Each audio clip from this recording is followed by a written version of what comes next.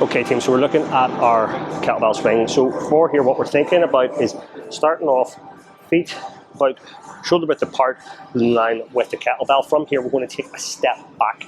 Now this should allow us to hinge through the hips, and as we hinge through the hips, if we reach out through the arms, we should be able to get our fingertips to the kettlebell and get a little bit of tension on through the lats.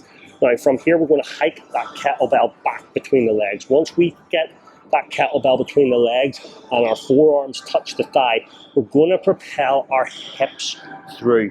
The forearm's going to stay in contact with the hips. It's going to be the hips and your glutes that are going to do the work to drive the kettlebell up. And once your hips hit their terminal position where they can't go any further forward, that kettlebell is going to float up. And your lats' job is to keep it level then with the shoulders.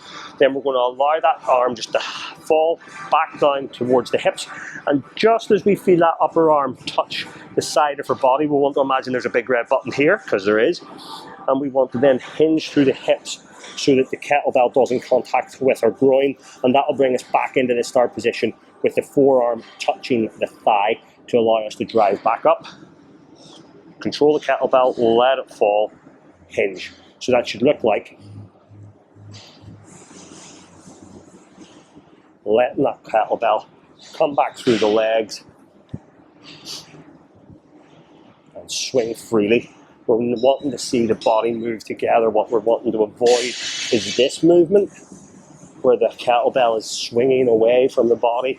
We're wanting the hips to do the work, and you can see the difference in how that kettlebell moves.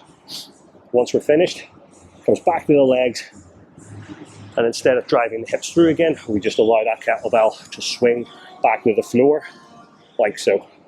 That's us starting and finishing.